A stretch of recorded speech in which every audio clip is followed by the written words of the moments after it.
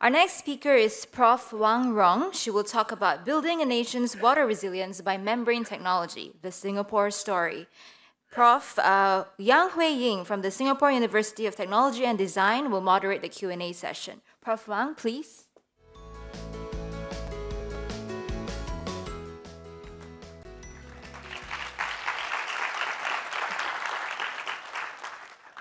A very good morning, fellow colleagues and young scientists. It's my great pleasure and honor to be here with all of you. I would like to thank NRF for giving me this opportunity to deliver a plenary lecture. My talk is about building a nation's water resilience by membrane technology.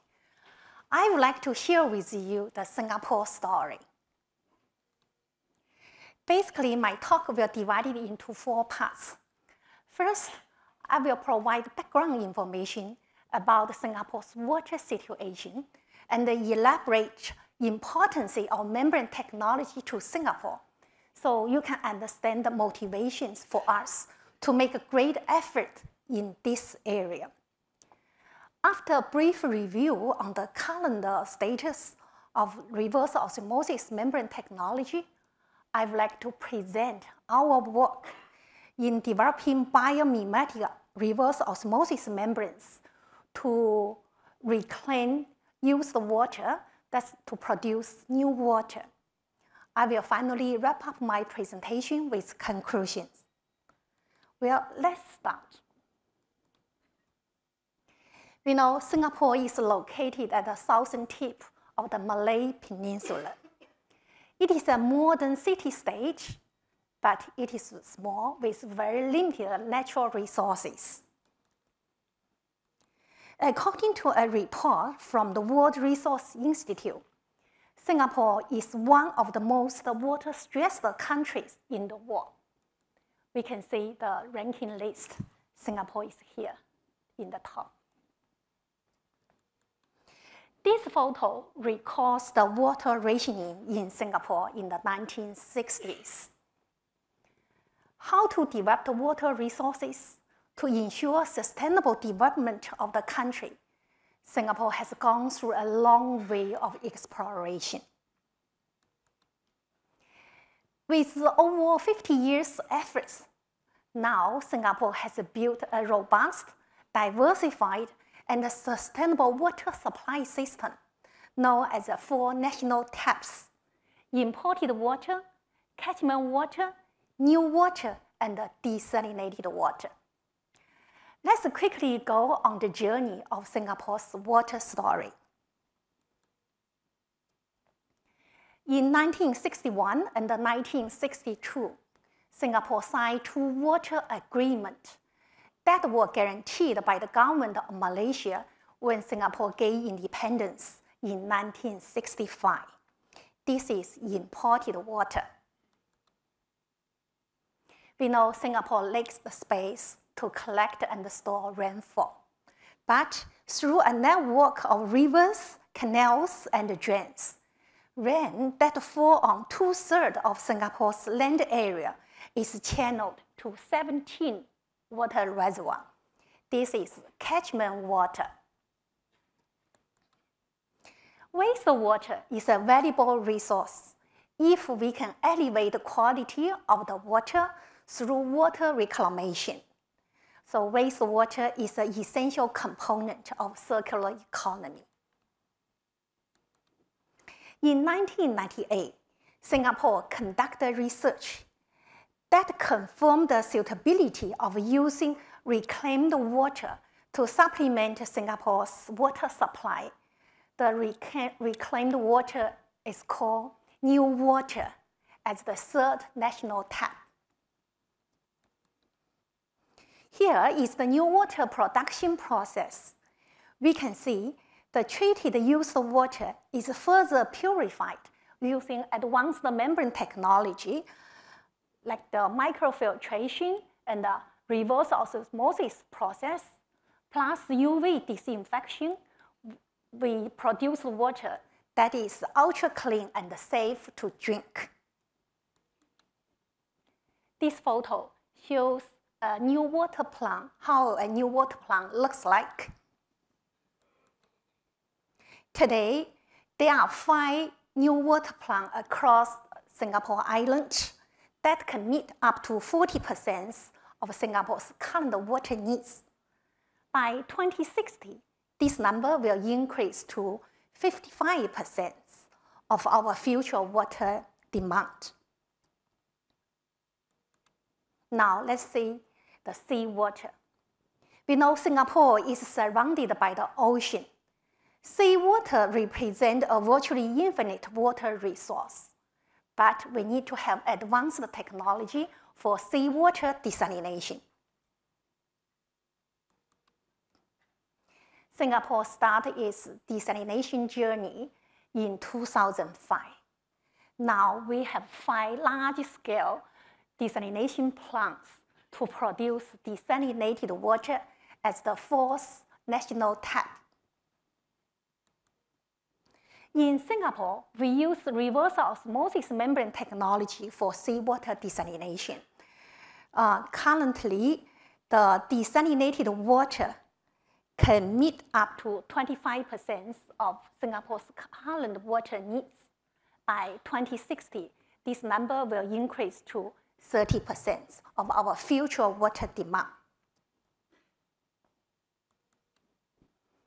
From this information, you can see 65% of Singapore's current water supply and 85% of future water supply rely on membrane technology. I believe you can appreciate how important the membrane technology is to Singapore. We have built an excellent membrane system for freshwater production. However, challenges lie ahead.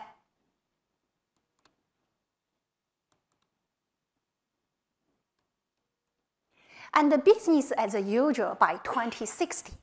The energy used to produce fresh water will be 4 times of current value, in addition to other challenges like the sludge production and increase the land use, etc. We need to make sure water provision does not come at the expenses of considerable energy costs that call for highly effective membrane technology. That is the motivation for us to develop the energy-efficient membrane technology, which will be presented later on. Well, what is the current status of the reverse osmosis membrane technology? Let's have a quick review. This is the milestone chart showing the RO membrane development. Over the last 60 years, we can see RO membrane has been improved tremendously, significantly in terms of water permeability and salt rejection. Water permeability and salt rejection are the 2 basic and the most important parameters to indicate the membrane performance. The main industrial players for RO membrane fabrication include GE, Dow, Toray, etc., as listed here. We have seen tremendous growth in the construction of desalination plants in the last 20 years. There are different types of technology, thermal technology, for example. But in the market, reverse osmosis membrane is the dominant in the market due to its better energetics and the lower footprint. However, the further exploitation of this technology is limited by the membrane's relatively low water permeability and the high specific energy consumption required that multiplies to high unit cost for water production. Extensive R&D has been made in the last 12 years, as shown in these 2 figures. We can see the patents, publication, the papers in the RO membrane domain. Brackish water reverse osmosis membranes studied here, and here is the seawater RO membranes. Compared to the SW seawater RO membranes, more research efforts has been devoted to the brackish water reverse osmosis membranes. Well, when we develop the new type of the membrane, we need to know the upper limit of the membrane performance to achieve the lowest energy consumption. Actually, the early work in the membrane community has given us the answer.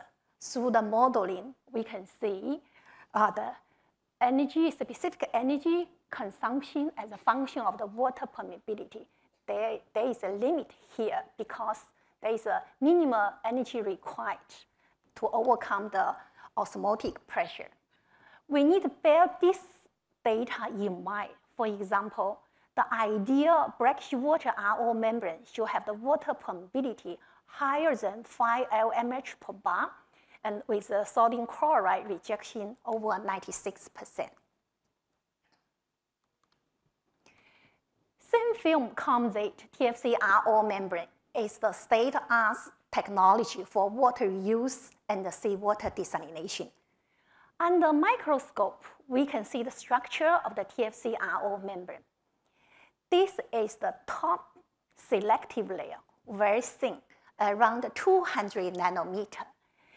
It was made through the interfacial polymerization, that's the reaction between the aqueous phase and the organic phase, the monomers immediately form this selective layer.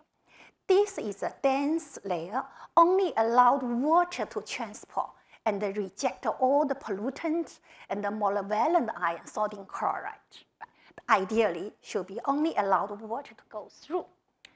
Because this layer is very thin, we make the porous substrate to support this thin film to provide sufficient mechanical strength. It is well recognized that optimization of the selective layer is key to improve RO membrane performance. Over the past 20 years, water nanochannel research has become increasingly important.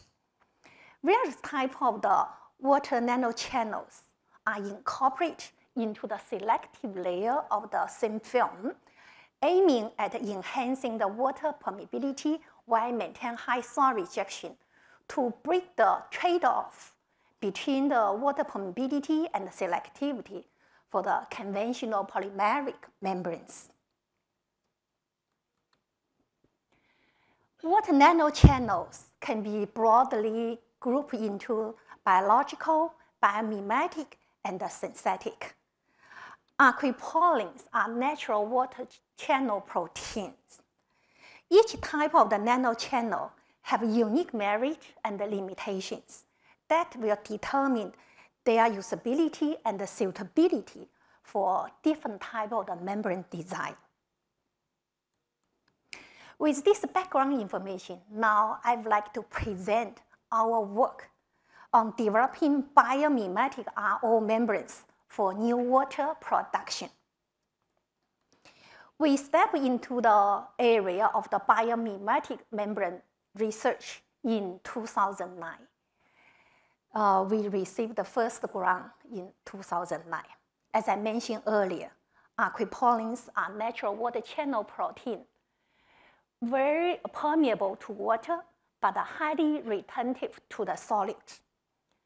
The discovery of the aquapollin was done by Professor Peter Agrey, who won the Nobel Prize in Chemistry in 2003. We wonder if we can incorporate aquapollin water channel protein into the selective layer of the thin film to make the membranes more permeable so we can improve the membrane filtration process performance. We spent the first 3 years to prove the concept, develop the methodology to embed aquapollin-containing vesicle into the selective layer through the interfacial polymerization process. This is the first flat sheet aquapollin-based membranes. We then developed the first aquapollin-based hollow fiber RO membranes that can double the water permeability as compared with commercial BW30 the RO membranes, while maintain even higher salt rejection.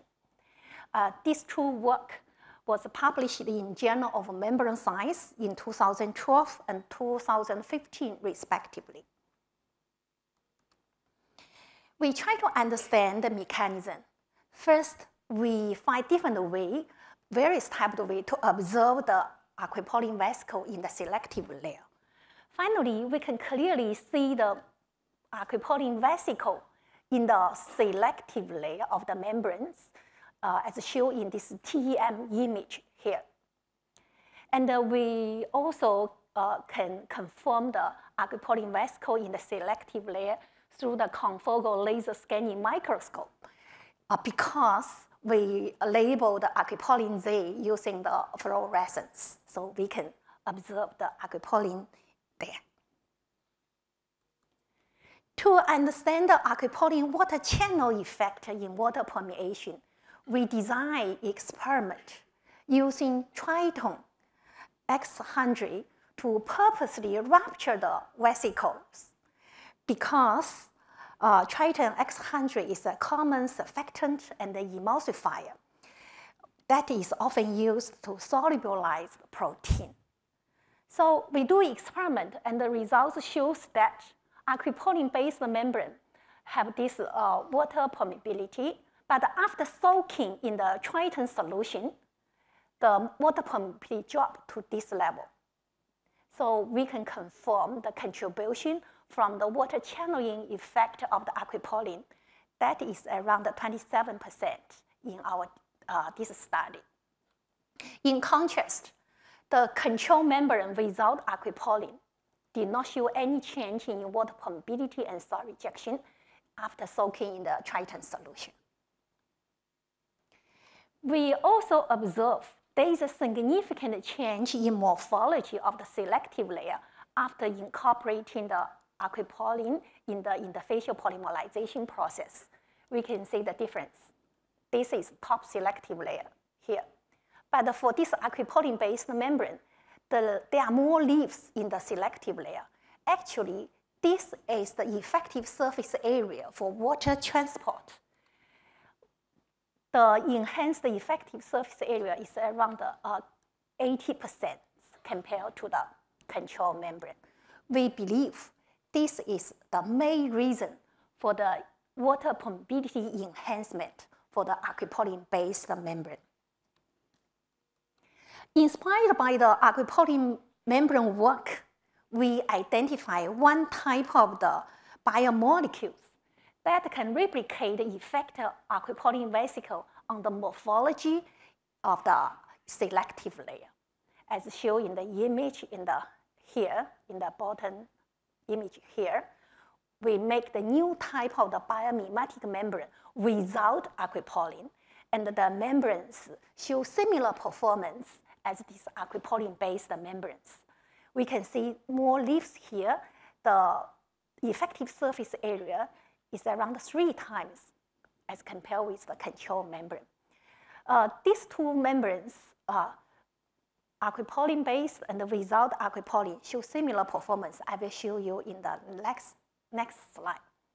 Because we can use these biomolecules to regulate the morphology and the structure of the selective layer, so we can make different type of the RO membranes and even nanofiltration membranes. This is a platform technology, so we call it bioprogrammable membranes without aquaporin. Now, let's see the comparison between the aquaporin-based membranes and the BPM. In terms of water permeability, very similar result, and the salt rejection, very similar.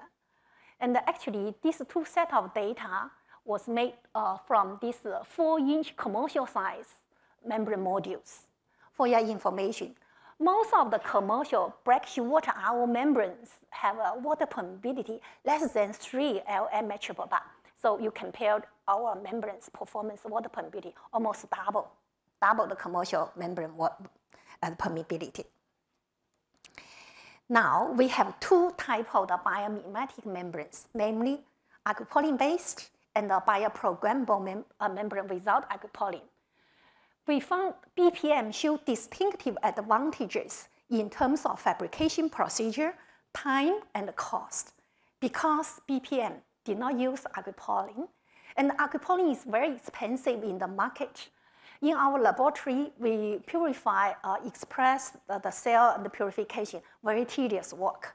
So BPM membrane fabrication, much simple, faster, and very low cost, because the biomolecules we used is a commercial product, very cheap, we can get from the market. So we focus on the BPM scale-up fabrication, moving from several pieces of the fibers in the lab scale module to 2-inch module, 4-inch module, and the 8-inch module, which contain 12,800 pieces of the hollow fibers. This is not a trivial task. For your information, in the market, the largest membrane module is in the 8-inch size. We need to make sure every single fiber over this more than 12,800 pieces of fibers have a uniform coating layer in the lumen side of the fiber. Otherwise, if there is a defect, we cannot achieve high soil rejection over 95%.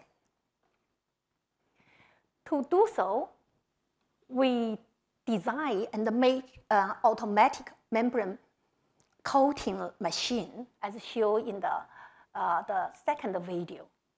The first video shown here is about hollow fiber substrate spinning.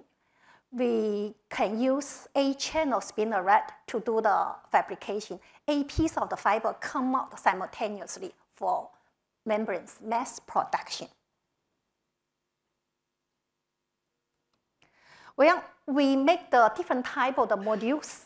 We use 4-inch module to do the pilot testing in a Singapore new water plant. The capacity is 14 cubic meters per day for new water production. We do in parallel testing to benchmark our BPM membranes with one of the best commercial membranes to produce same amount of the water. And we can see the result. The transmembrane pressure, TMP, for our membranes is much lower compared with the commercial membrane. This means we have 40 to 50% pumping energy saving to produce same amount of the clean water. In addition, we did not do chemical cleaning in the last 6 months. The test lasts for 1 year.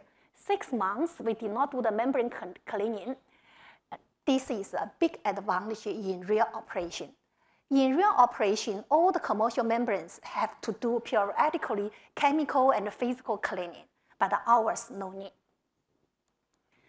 After we finish the first pilot testing, we have second pilot testing. That is much larger. We use the 8-inch module.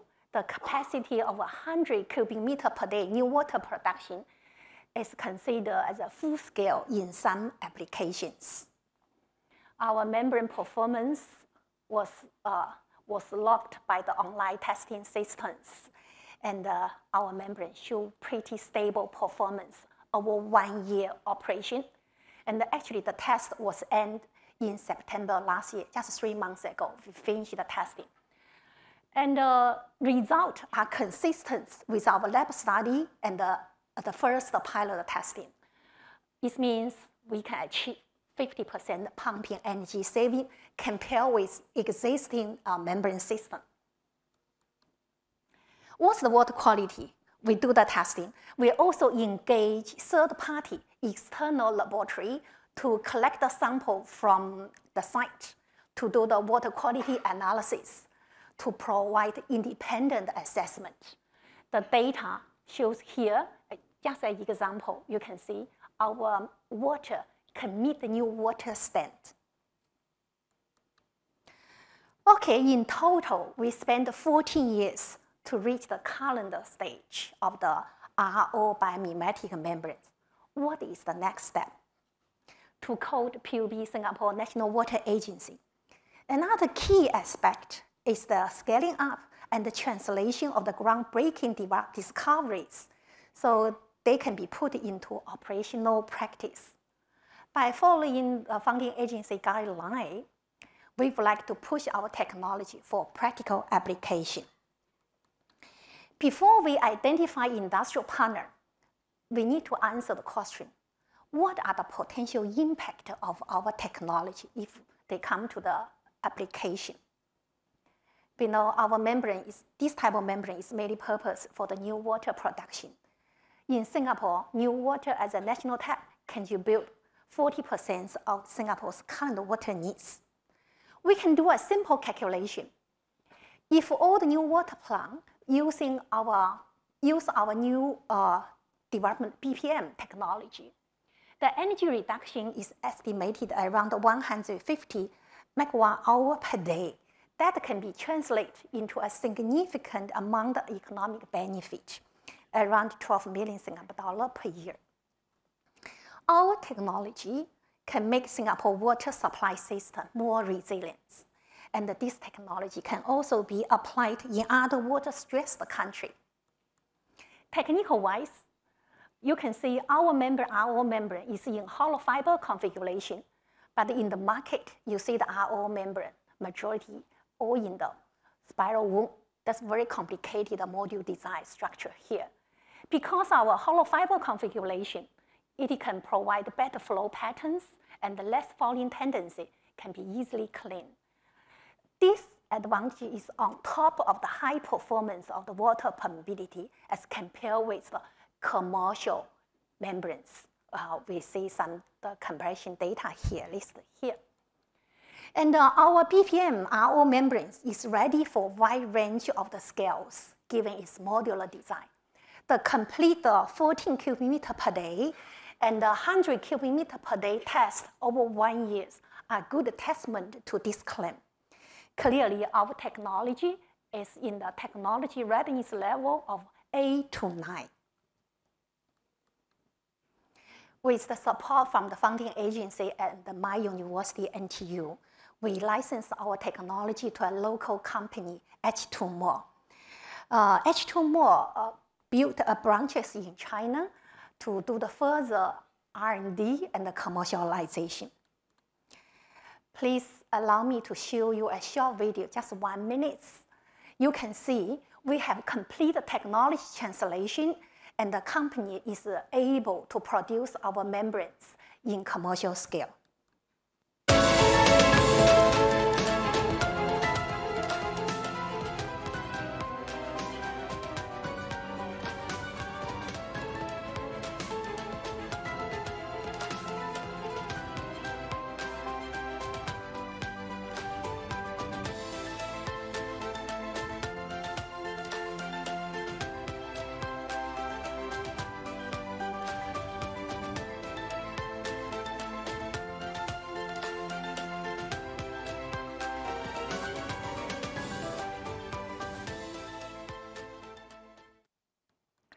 Well, it's time to wrap up my presentation with conclusions.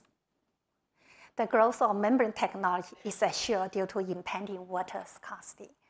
We have successfully developed novel biomimetic RO hollow fiber membranes and are moving towards commercialization.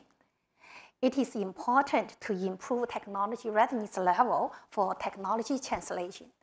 As a membrane scientist, I believe the commercialization of advanced membrane technology should be the ultimate goal of membrane research. Finally, I would like to make an acknowledgement. I would like to thank all the collaborators, research staff, and the PhD students who has worked with me in the past 14 years. While the list is long, I remember everyone who has accompanied me go through this tough but rewarding journey. It is impossible to achieve what we have today without continuous funding support from EWI, PUB, NRF, and EDB. Last but not least, I would like to thank my university, NTU and the H2More company for their great support in the course of commercialization of our technology. Before I end my talk, I would like to share with you that because our biomimetic RO hollow fiber membrane work, I received prestigious Presence Technology Award from the President of Singapore, Madam Halima, in December of 2022, which is the highest honor, highest award in Singapore. I'm deeply humbled and grateful for the due recognition of our efforts. With this, I would like to thank you for listening to my presentation. I'm more than happy to answer your questions. Thank you. Thank you. Thank you, Prof. Yeah. Please. Yeah. Thank you, Prof. Please. Yes, thank you. It was really a great talk, very informative, and you have done a great work. I think this shows an example for the research work from the lab all the way to industry. Really congratulate for your achievement, Prof. Wang. Thank you, thank you. Thank you, thank you. Yeah, it has been a long journey, like more than 14 years, as you mentioned in the presentation. Maybe you can highlight to us a few turning points in your research journey, how you moved from the lab scale all the way to this industry application for your research. Okay, I'd like to share with you our experience. Actually, in the beginning, we have no idea how to make these biomimetic membranes. So we started from the zero, from the ground. Actually, during the journey, we proved the concept, and then we see the membrane performance as our expected. But as an engineer, I always think about the membrane research finally should go to the commercialization. Definitely. To guide the membrane development for practical application. So we realized that aquaporin is very costly. We have to wait to get the supply of the aquaporin from the other group, very, very small scale. And we find the approach, we find from the market, but the price is so costly. So actually we stuck there. Although we get a good result in the laboratory, but we don't have supply of the large amount of the aquaporin to make the big scale. So that's why we spend so long time. But in another research, another group, we do the synthetic, the biomimetic membrane. Accidentally, we see some promising result, but the points, the membrane show good performance, just very narrow window, but quickly drop to the very bad performance. In the group discussion, I asked my staff, what happening to this point? Can you repeat this work? So he repeat, it's true, the data is true. Then I asked my other staff to repeat the data. Indeed, we find one type of the biomolecule actually can duplicate the result. So that's why immediately I realized maybe the breakthrough is here, because we no need to use the aquaporin, give us the hope to scale up, to move to the commercialization. That's the turning point. Wow, this is really wonderful. I see a lot of students have questions for Prof. Wang. Maybe this student first. Thank you for your presentation. I'm Vân Phạm from Cultural Institute of Technology. So I would like to have a question about new water. When new water introduced for Singapore person in the first time, what did you do to encourage and let people believe in water quality? Are there any law or policy to encourage people to change their using habits? Thank you. Oh, that's a very good question. We know the new water was reclaimed from the municipal wastewater.